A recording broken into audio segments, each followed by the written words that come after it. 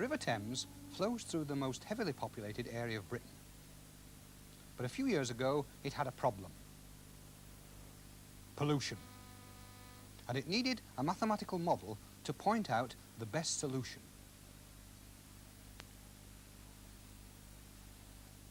The problem came from London's sewers.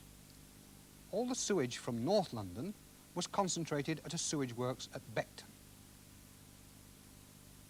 And sewage from South London was taken a little further out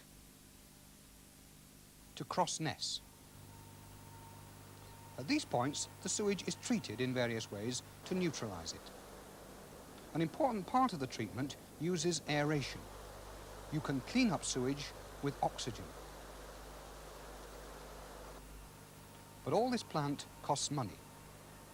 So how much treatment should we use? What the sewage works doesn't treat, the river will. And that uses up oxygen from the river.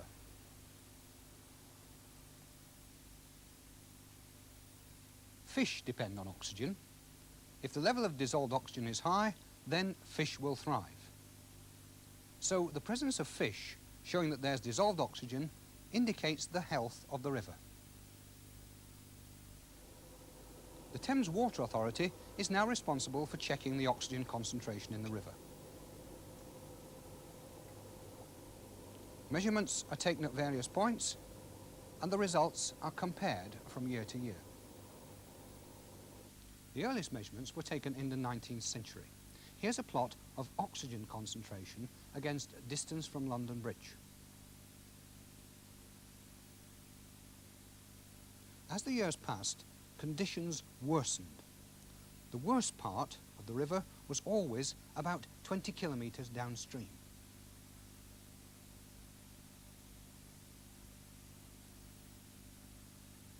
The 1950s were a crisis period. With no oxygen, the river was dead. A major factor in the recovery since then was the development of the mathematical model.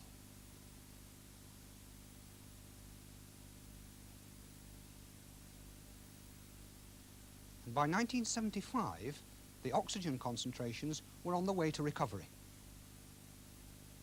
Andrew Coburn is pollution controller for the Thames Water Authority.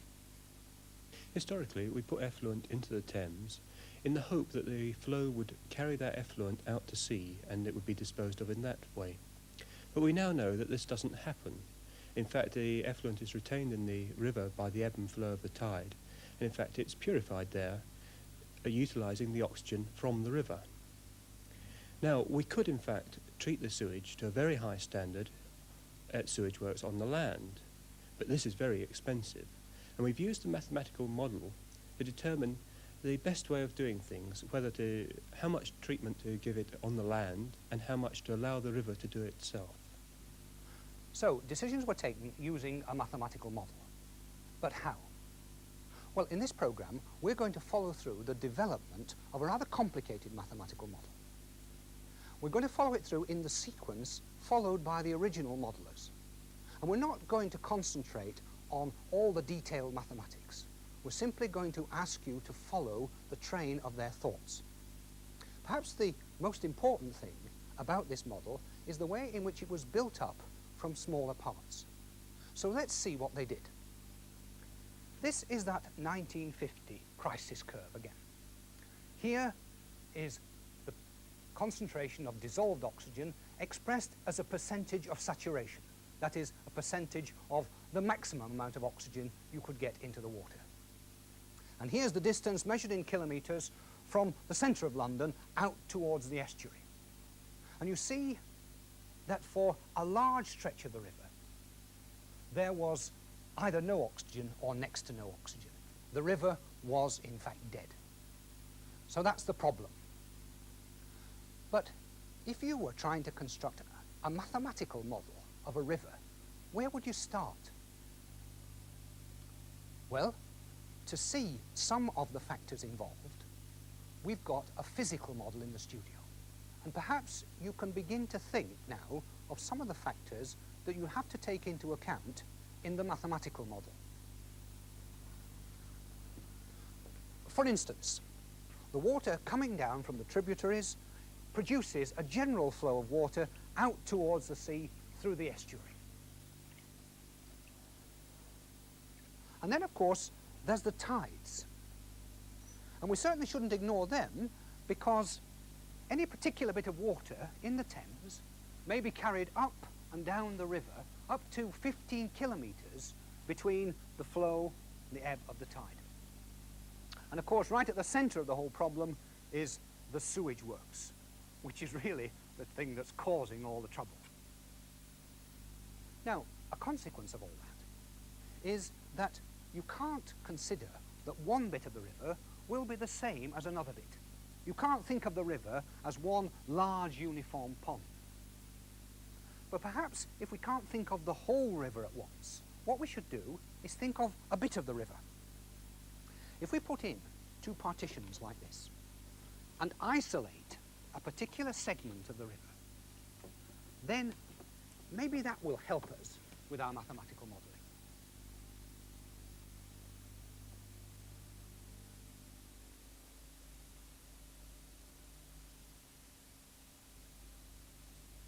Well, it helps us in that we can forget all about the rest of the river and concentrate on this particular segment of it. And that's what the original modelers did. They divided the river up into imaginary segments in this sort of way and thought first about the behaviour of oxygen and pollutant in a particular segment. So that's what we're going to do. Let's think about this segment, which contains a certain amount of water with a certain concentration of dissolved oxygen and, initially, a certain amount of pollutant.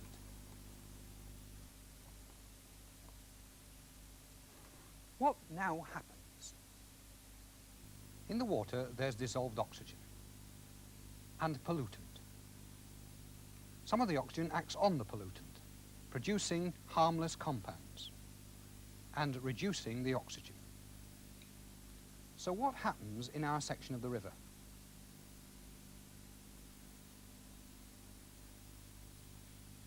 We start with a certain amount of pollutant and oxygen.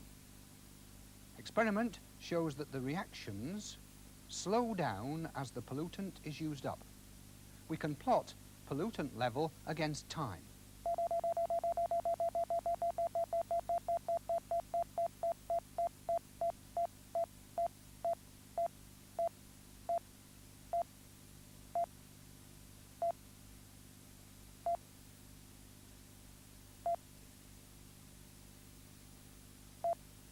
And we get a graph like this.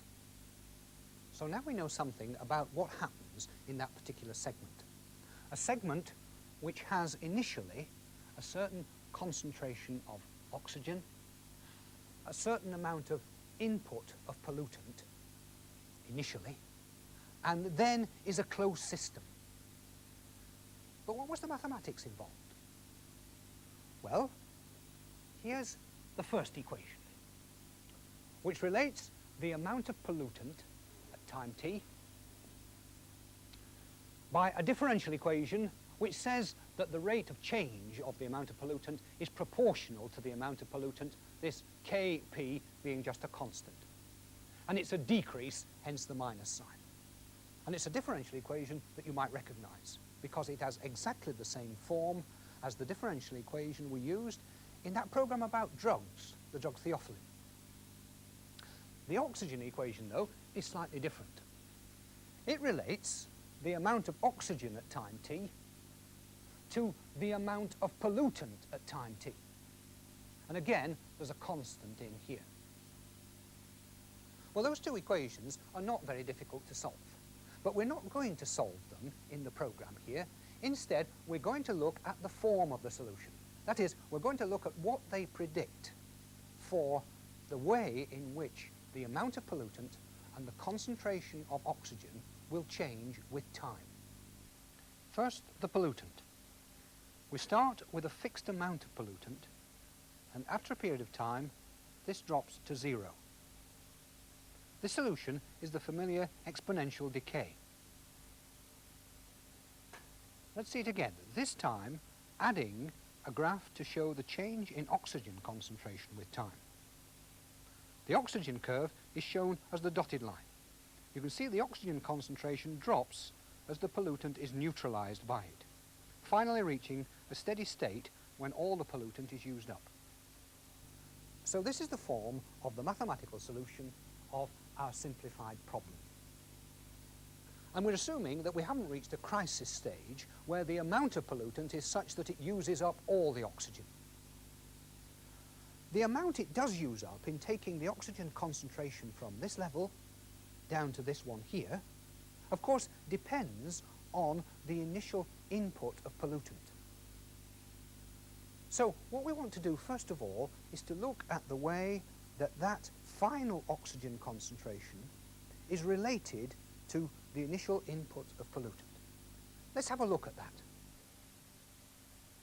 As you might expect, if the initial amount of pollutant is higher, the final steady state of oxygen concentration is lower. And if the initial amount of pollutant is lower, then the final steady state of oxygen concentration is higher. And if we don't put in any pollutant, then the oxygen concentration stays at 100.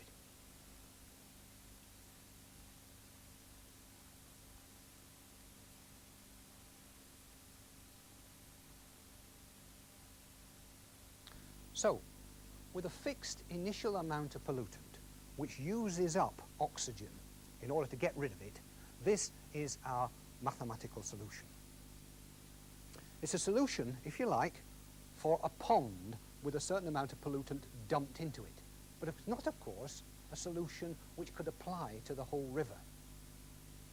And even for a pond, it wouldn't be an adequate solution. Because a pond has a surface in contact with the air, and when it's in contact with the air, oxygen is being absorbed into the surface all the time. And so our model has to be elaborated. We have to include an input of oxygen into the surface which is happening all the time. And that, of course, affects our equation. And in our equation, for oxygen, we've got an extra term, which represents an input of oxygen from the surface.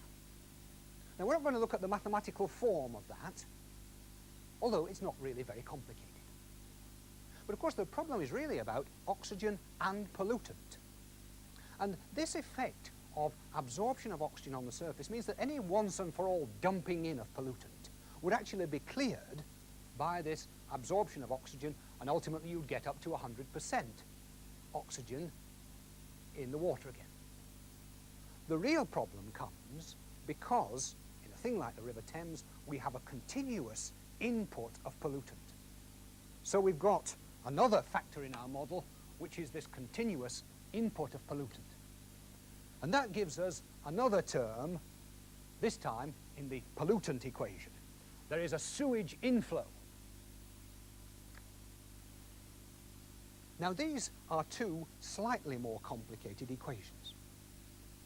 They're a bit more difficult to solve, but we can solve them. But we're not going to look at the forms of the mathematics. We're simply going to look at the sort of solution you get if you assume a continuous sewage inflow and an absorption of oxygen at the surface. And this is what those solutions then look like. Again, we start with a certain amount of pollutant and a certain initial concentration of oxygen. After a time, they both tend to steady states. In fact, in reality, it takes about a couple of weeks.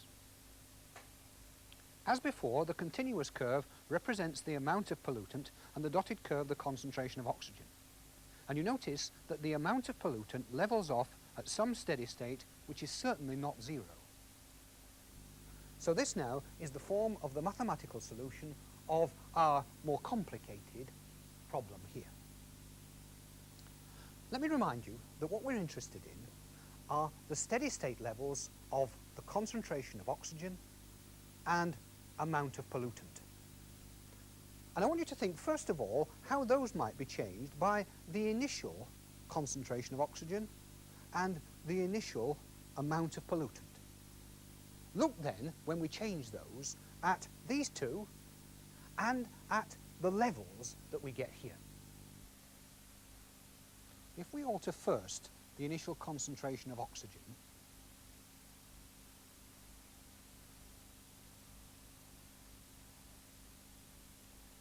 and then the initial amount of pollutant,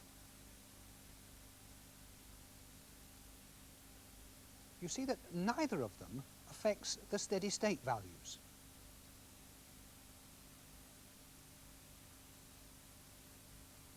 And that's interesting.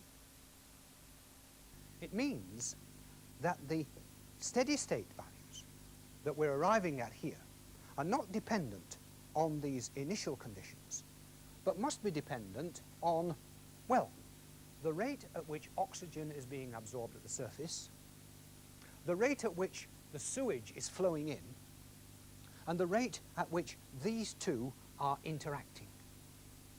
Now, since we can't do anything about the input of oxygen at the surface, perhaps we should look at the way in which conditions change when we change the rate of sewage inflow. Suppose we increase the rate of sewage inflow into the segment. Well, as you'd expect, the steady state concentration of oxygen goes down, and if we reduce the sewage inflow, the steady state concentration of oxygen goes up. What we're changing here is the rate of sewage inflow. And while this does have some effect on the steady state level of pollutant, the important effect is on the steady state concentration of oxygen in the segment. If, for instance, we want to keep the oxygen level above some critical value, then there is a limit to the rate at which we can put in pollutant.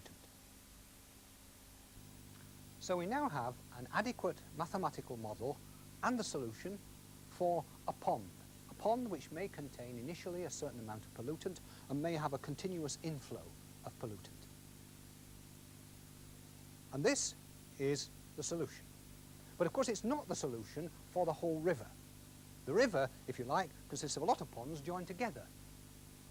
However, maybe we can make a bit of progress if we think of that segment of the river next to the sewage works. Then it is receiving a pollutant input. And so the appropriate solution to the mathematical problem is this solution. And after a certain length of time, we can estimate that the concentration of oxygen will fall to this steady state value.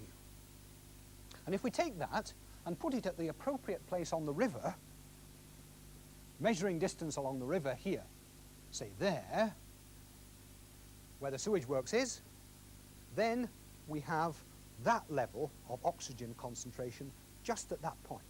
And of course at every other point where there is no input of pollutant, then the concentration of dissolved oxygen is at the maximum of 100%. But that doesn't look awfully like the sort of sag curves that we saw before, which look much more like that.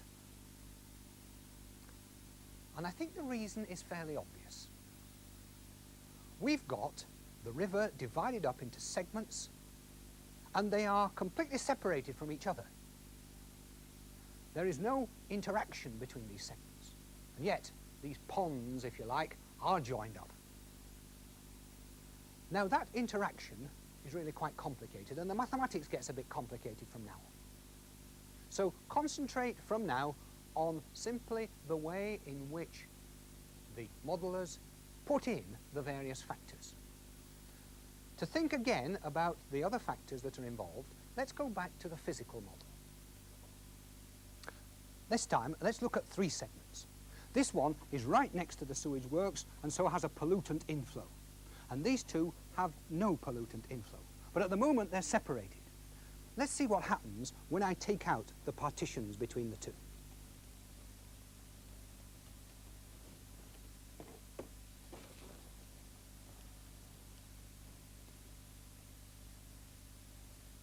And you can see that there is a mixing between the various segments. If there is pollutant in this one and no pollutant in the others, then there will be an interchange which will tend to equalize the three segments. Here's one such boundary. There's a continuous movement from the left segment to the right, and an equal movement from the right to the left. These movements cause a mixing which spreads through each segment.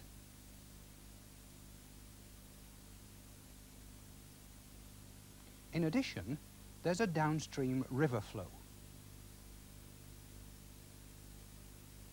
And the mixing is now no longer symmetrical. And there's one other major factor that our mathematical model has to take into account. We're considering a section of the Thames which is tidal.